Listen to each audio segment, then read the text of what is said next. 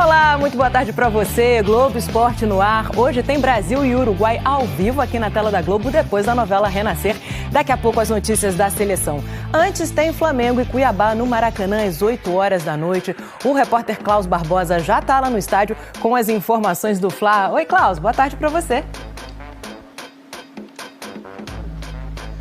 Oi, Débora, tudo bem? Muito boa tarde. O Flamengo tem duas novidades para o jogo de hoje à noite contra o Cuiabá aqui no Maracanã.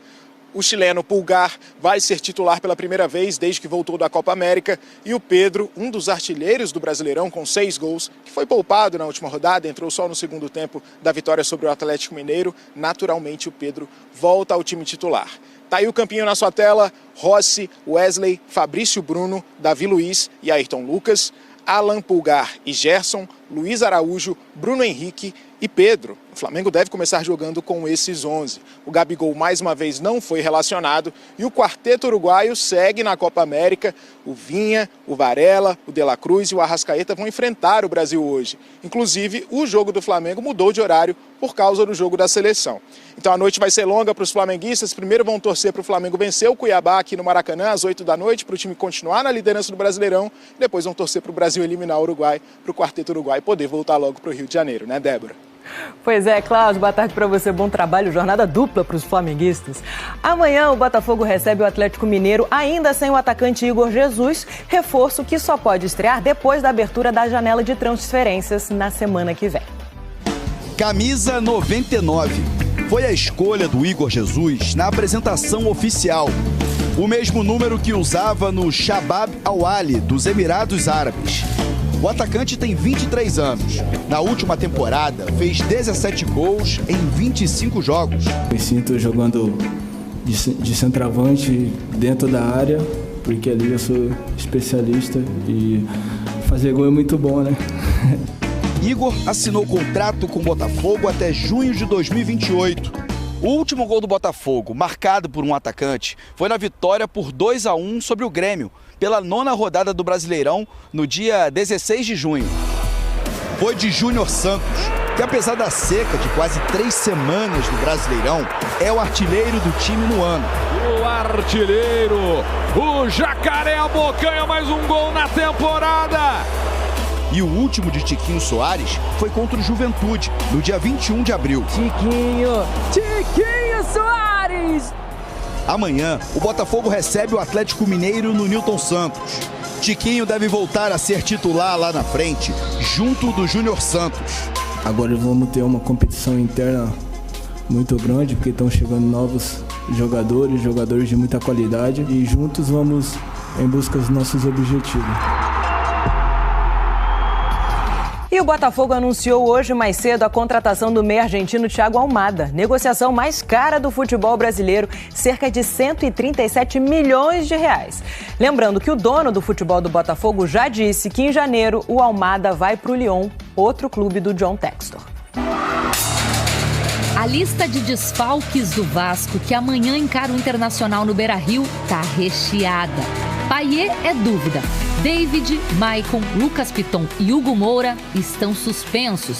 Guilherme Estrela e João Vitor estão no departamento médico. Problemas para Rafael Paiva resolver. Enquanto o interino segue no comando, a diretoria trabalha para buscar um novo técnico. Temos entrevistas com alguns treinadores, né? Isso é óbvio, mas eu também acompanho o dia a dia do Paiva e a evolução que a gente tem. Nós tivemos uma evolução nítida de comportamento. Ainda de olho no mercado, os nomes dos primeiros reforços para o segundo semestre já começaram a aparecer. Um deles é o atacante colombiano Emerson Rodrigues, além dos meio-campistas que já vestiram a camisa do Vasco, Alex Teixeira e Souza, que estão com acerto encaminhado. O principal esforço da diretoria vascaína nessa janela do meio do ano é a contratação de Felipe Coutinho. O meia foi revelado pelo Vasco e pode retornar ao clube depois de 14 anos. É uma transação demorada, gente. Complicada, não é fácil, assim. São muitos ajustes. E o Vasco vai se ajeitando em busca da segunda vitória seguida pela primeira vez nesse Brasileirão. Já faz 10 anos daquele Brasil e Alemanha no Mineirão. E hoje a gente vai relembrar esse jogo de um jeito diferente. E a galera já fazendo festa por aí. Hoje é o dia do 6º passo, né? Passo a passo chegando lá. Nós já estamos ao vivo aqui no Mineirão. Há 10 anos, a seleção vivia a expectativa de se classificar à final da Copa do Mundo no Brasil. Nas quartas, Neymar se machucou. Ajoelhada nas costas do Neymar. Vou te dar uma má notícia, o Neymar fraturou uma vértebra e está fora da Copa. Você tá falando sério? Ih, rapaz. E aí veio a goleada histórica. E teve tristeza e muita piada. Eu só queria poder dar uma alegria ao meu povo.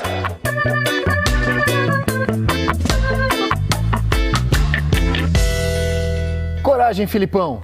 O meio-campo da Alemanha não marca muito. Escala o William, deixa os 3 volantes para depois. Joga sem medo, como o Brasil. Havia um consenso que a Alemanha era a favorita, a Alemanha era a grande seleção daquela Copa. O Brasil, quando perde o Neymar, não é coragem só no jogo. Quando perde o Neymar, cara, no momento seguinte, o Brasil tinha que virar a chave. No momento seguinte, tá, não tem Neymar. Não tem Neymar, não adianta, não vai ter um milagre, ele não vai jogar. Não tem Neymar. É claro que as nossas chances ficam muito reduzidas sem o Neymar. E sem o Thiago Silva, que também não jogou aquela partida suspenso. É claro que isso é um problemão. Mas não interessa, tem jogo. Eu não achava que tinha que ir pra cima. Eu achava que tinha que jogar com coragem. Vale vaga para a grande final. Uma geração que esperou toda uma vida por este dia. Autoriza o árbitro. Começa o jogo no Mineirão. E você já se perguntou como seria se o Brasil tivesse vencido a Alemanha naquele dia 8 de julho? E lá vem eles de novo. Estão chegando de novo. Chegando de novo. Júlio César. Não sei, cara, assim... Deixaram o cara livre, o Júlio César caiu. E lá vem mais. Olha a bola batida, Júlio César. Lá vem cruzamento, Júlio César. Bate pro gol, faz o gol, Oscar! Diretamente da Sérvia, para falar de um meme que viralizou. Você tuitou isso em 2010. Ânimo, galera, que tudo vai melhorar depois de 2014. A seleção naquele momento estava muito mal, né? Então eu estava tentando um pouco levantar o ânimo brasileiro, né? De todos nós, em realidade. Falei, não é possível que não vai melhorar depois, né? Nunca apaguei esse tweet, né? Nunca... Cabe entrar na zoeira, alimentar a zoeira de tempos em tempos, né? Inclusive, ela estava até meio adormecida. Acho que agora com essa reportagem pode ser que volte. Eu fiquei feliz porque eles resgataram esse meme em 2014. Porque eu falei certo, vai melhorar depois de 2014. Então eu estava prevendo que em 2014 a gente vai fazer uma coisa muito mal. Mas tão ruim não pensava, sinceramente. Pô, virou até fantasia de carnaval, cara. Eu contei com gente em bloco de carnaval, Coragem Felipão. Dias depois do 7-1... Eles foram 7 vezes no primeiro tempo, fizeram 5 gols. Nos 10 primeiros minutos do segundo tempo, se eu mostrar o tape, nós tivemos 4 chances de gol.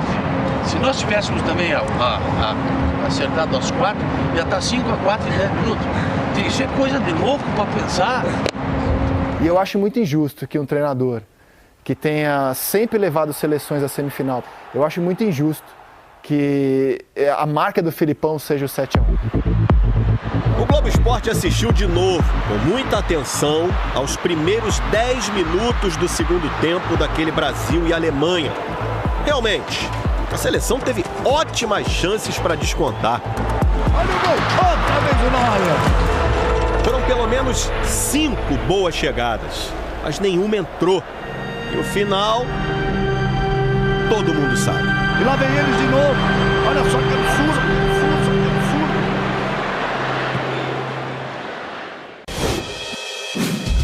Fala galera, meu nome é Lucas Bertain, sou atleta do Remo. Quero chamar aqui todo mundo para torcer muito pela gente, torcer pelo esporte brasileiro, torcer pelo esporte olímpico, torcer pelo Remo. Vamos Brasil! Uma semifinal olímpica, ficar entre os 12 melhores do mundo não é para qualquer um. E Lucas Vertain, o melhor resultado individual do remo brasileiro nos 125 anos de história de Olimpíadas da Era Moderna. Eu queria que vocês torcessem muito por mim. Torçam bastante, isso faz muita diferença. E faltam só 20 dias para Paris. A gente se vê lá, hein? Na torcida. Amanhã tem Fluminense e Fortaleza ao vivo na Globo às 3h40 da tarde. Primeiro desafio do Mano fora de casa. Já a reportagem. E também a relação antiga entre semifinalistas da Euro e da Copa América.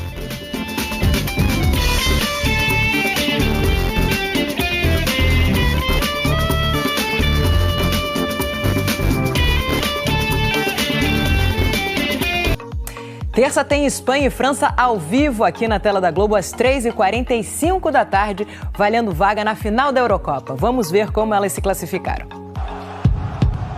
E essa fofurinha, hein? No colo de um jovem Messi. Em 2007, o bebê Lamine Yamal tinha menos de 1 ano. E o Messi, 20. Nenhum prêmio de melhor do mundo na prateleira ainda. Hoje o Yamal tem 16 anos, atacante, canhoto, começando no Barcelona. Lembrou alguém? Para completar as coincidências, os dois estão classificados para as semifinais continentais. Aos 37, o Messi é a referência da Argentina na Copa América. E o Yamal, com menos da metade da idade do craque, é o mais novo da história a disputar uma Euro. Promessa da jovem Espanha. Aliás, foi dele o passe para o primeiro gol contra a Alemanha nas quartas. Yamal, o toque por dentro.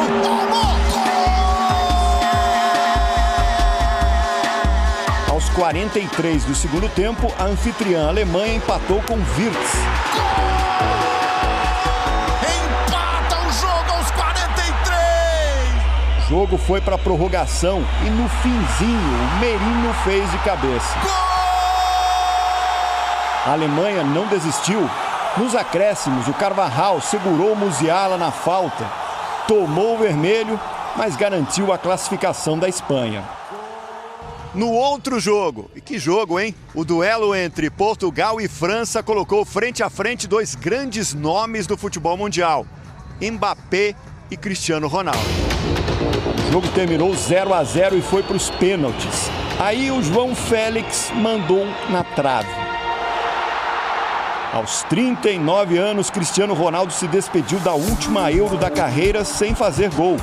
E a França do Mbappé, tietado pela família do CR7, está na semi contra a Espanha. Também na terça, só que mais tarde, às 8h45 da noite, tem semi da Copa América ao vivo aqui na Globo, Argentina e Canadá. O Bruno Cortes está acompanhando a seleção do Messi e traz as informações.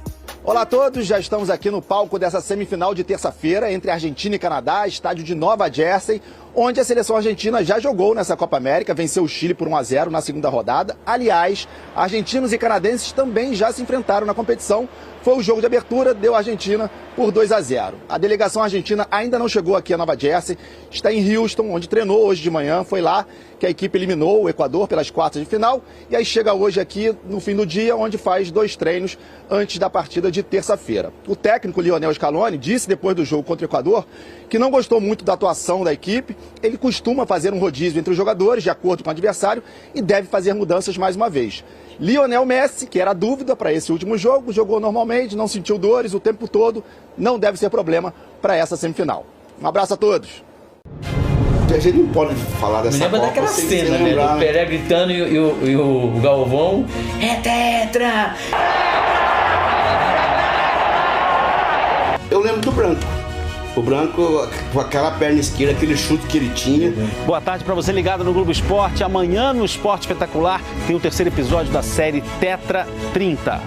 Convidamos Chitãozinho e Chororó, Romário e o ex-lateral Branco para lembrar de Brasil e Holanda, um dos jogos mais emocionantes da Copa de 94. Já o 7-1 está fazendo 10 anos. E essa história nós vamos contar do ponto de vista dos alemães. Não era normal que a cada jogada saísse um gol. Notamos os brasileiros completamente perturbados. De alguma forma, eles não tinham mais energia. A corrida por uma vaga olímpica. E aí, quando a gente atinge uma meta, a meta sobe. Então agora a gente quer a vaga, a gente quer uma medalha. É a série Seletivas, com o drama da classificação da ginástica rítmica para as Olimpíadas. Quando tá tudo redondo, tudo certo para a coisa acontecer. E ainda muita diversão com a final do Futebol Fantasia. E uma visita de Galvão Bueno ao campeão de vôlei Giba. Bernardinho, ele atormentava muito, não? Atormentava nada. É amanhã às 10 da manhã, logo depois do Auto Esporte. Até lá. E já tem mais Copa América. Dorival confirmou o Endrick no lugar do suspenso Vini Júnior hoje contra o Uruguai. Vamos a mais um episódio da nossa série Reflexos. E os números só vão aumentando. O multimedalista Bruninho vai para a 5ª Olimpíada da carreira em busca da 4ª medalha. Mais certas rugas, né? E um ou outro cabelo branco, ainda tenho poucos, mas sem dúvida o voleibol nesses anos ele me levou para envelhecer um pouco mais. Sou um cara que me orgulho principalmente, acho que do legado em relação ao tentar sempre ser o melhor companheiro de equipe para os meus companheiros aqui. Então, ser essa pessoa é aquilo que eu realmente me olho no espelho e falo, cara, fico feliz por tudo aquilo que eu fiz. Reflexões de um campeão olímpico. 2 vezes medalhista de prata e contando.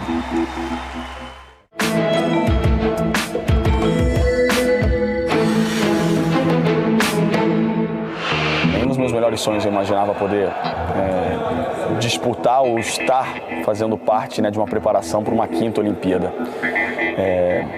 Eu sei o quanto eu me dediquei ao voleibol durante todos esses anos. Talvez eu tenha abdicado de praticamente todo o resto da minha vida pelo voleibol. Bruninho tinha 22 anos quando disputou a primeira Olimpíada em Pequim. Conquistou a vaga no time pelo trabalho no clube Florianópolis, que dominava a Superliga naquela época. Para os críticos, nada disso importava. Em meio ao afastamento de Ricardinho, levantador titular do Brasil no Ouro Olímpico de Atenas por problemas disciplinares, Bruninho foi reduzido ao papel de filho do treinador.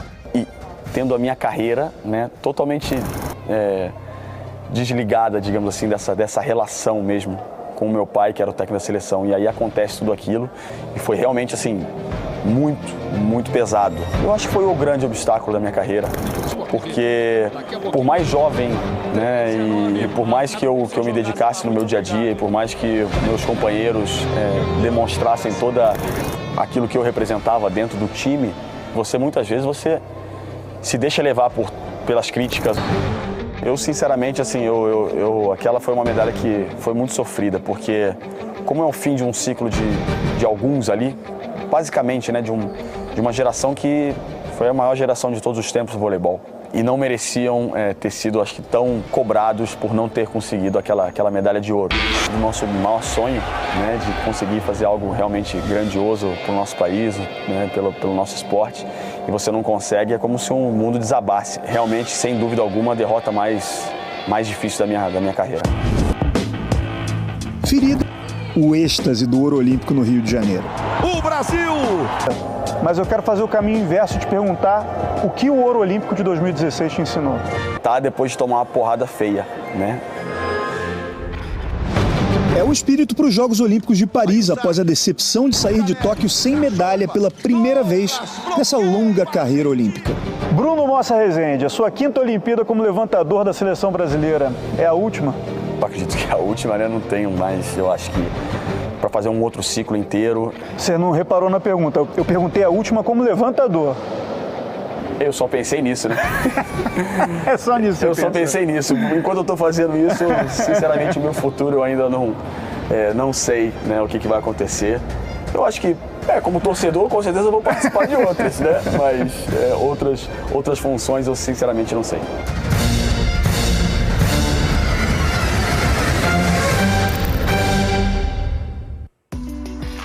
O Brasil está na final do pré-olímpico masculino de basquete. A seleção ganhou hoje das Filipinas por 71-60 e agora decide a vaga em Paris contra Camarões ou Letônia. Lembrando que só o campeão se classifica. Na lanterna do Brasileirão, o Fluminense busca iniciar a recuperação amanhã contra o Fortaleza lá no Castelão. Mãos pro alto, mãos pro alto, mãos pro alto. O gesto se repetiu várias e várias vezes à beira do campo. Era o recém-chegado mostrando o serviço na base da agitação. Era mesmo no sentido de ajustar, de ajudar os jogadores, de passar uma orientação estando mais perto. E eu acho que algumas coisas funcionaram bem e era natural que algumas não funcionassem tão bem. Mano Menezes está falando do primeiro jogo dele à frente do Flu na quinta-feira passada. Empate em 1-1 com o Internacional. Igor Gomes abriu o placar para os visitantes e Ganso empatou no fim do primeiro tempo. Ganso dá até para arriscar, pé esquerdo, golaço! Jogar aqui nesse lugar da tabela onde a gente está, ponto é ponto. Então temos que entender também isso como maturidade. Acho que a equipe se portou bem apesar da pressão em relação a isso também. A última colocação no Campeonato Brasileiro obviamente incomoda, rende críticas.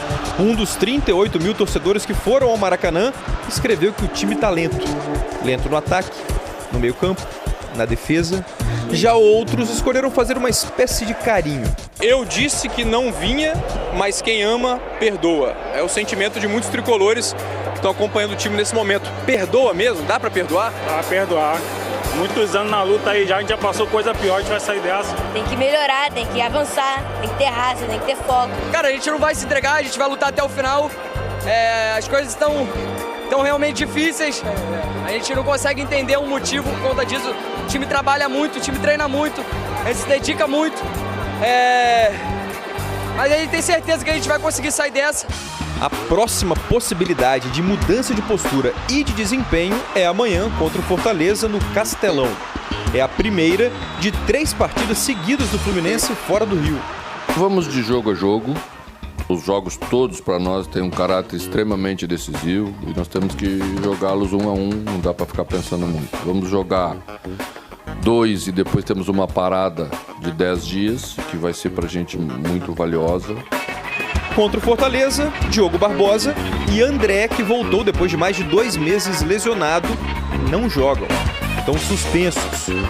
A reconstrução tricolor sob novo comando continua longe de casa. A tarefa é transformar essa insatisfação toda em alegria de novo. Voltando a falar de Copa América, o Canadá empatou com a Venezuela em 1 a 1 e garantiu a vaga na semifinal nos pênaltis, 4 a 3 para os canadenses. E hoje tem Brasil e Uruguai ao vivo aqui na tela da Globo, depois da novela Renascer, vale vaga na semifinal. E o repórter André Galindo traz as notícias da seleção pra gente. Oi, querido amigo, tudo bom? Boa tarde. Débora, boa tarde. Quem tiver calmo tá errado. Aviso logo, meu Deus do céu, clássico sul-americano valendo vaga na semifinal. Uma coisa eu garanto, nas imagens do Augusto Câmara, olha, gramado tinindo, verdinho, diria até que está cheiroso. E olha que curiosa esta imagem, os caçadores de grama seca. Esses funcionários pegam pedaços de grama verde do balde e colocam no gramado. E nesse gramado o Brasil vai jogar contra o Uruguai com 2 novidades, campinho na tela. Alisson no gol, Danilo, Marquinhos, Éder Militão e Guilherme Arana, primeira novidade no lugar do Endel. João Gomes, Lucas Paquetá, Bruno Guimarães, Rafinha, Endrick, titular pela primeira vez, e Rodrigo. Assim, os 11 do Brasil para enfrentar o Uruguai. Na reportagem do Richard Souza, há mais detalhes sobre a formação do Brasil e também sobre o palco do duelo. Chega de banho de sol, traz esse campo para dentro. Arruma essa casa moderna e climatizada e vamos recomeçar. Hoje tem Brasil e tem Uruguai. Um clássico, 2 gigantes, só uma vaga para a semifinal. Não quero que o jogo do Uruguai seja encarado como um definidor, porque não será. Caso aconteça a nossa passagem, também não estaremos tranquilos, satisfeitos, com tudo corrigido. Dorival sem rodeios. A principal dúvida foi esclarecida de cara. Rafinha, Endrick e Rodrigo. O mais jovem jogador da seleção brasileira será titular da equipe pela primeira vez. Endrick é o substituto de Vini Júnior. A chance do jovem de 17 anos chega num mata-mata. Depois de 9 partidas e 3 gols pela seleção, até aqui na Copa América jogou apenas 34 minutos. Sem gol, sem brilho. Perdemos um jogador importante, naturalmente, mas ganhamos um outro garoto que vem aí despontando, vem buscando uma oportunidade e quem sabe seja aí o momento do Endrick. O Brasil, neste momento, tem muitos jogadores que jogam por ambos os lados do campo e jogam em grandes times do mundo em bom nível. A solução para a ausência de Vinícius não será fácil de neutralizar. Outra mudança no time brasileiro. Guilherme Arana volta a ser titular na lateral esquerda. O Uruguai é recordista de títulos da Copa América. 15, mesmo número da Argentina. A Celeste fez a melhor campanha da primeira fase. Tem Federico Valverde, do Real Madrid, e Darwin Núñez, do Liverpool, que fazem sucesso na Europa. Mas nessa edição, a seleção uruguaia é a que tem o maior número de convocados que jogam em clubes brasileiros. São 6, Canóbio, do Atlético Paranaense, Arrascaeta, De La Cruz, Varela e Vinha, do Flamengo, e Rocher, do Internacional. No banco está Luiz Soares, jogador do Grêmio até o fim do ano passado. Um time muito bem trabalhado, com alguns comportamentos já muito bem definidos.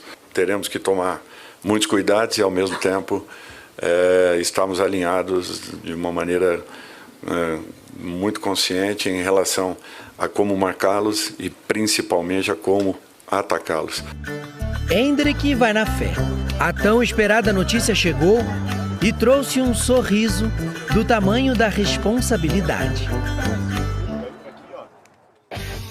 Vai ser um jogão, gente. Então eu refaço o convite para você, Brasil e Uruguai ao vivo na Globo depois da novela Renascer. Quem ganhar vai para a semifinal contra a Colômbia ou Panamá e quem perder volta para casa. Segunda a gente se vê no Bom Dia Brasil e amanhã o Escobar te espera no Fantástico com os Cavalinhos. A semana promete com muita Copa América, Eurocopa, Brasileirão e a contagem regressiva para as Olimpíadas de Paris. Uma boa tarde, um ótimo final de semana para você. Um beijo. Tchau, tchau. Quero pedir aqui a contribuição de todos para que se inscrevam no nosso canal aqui no YouTube.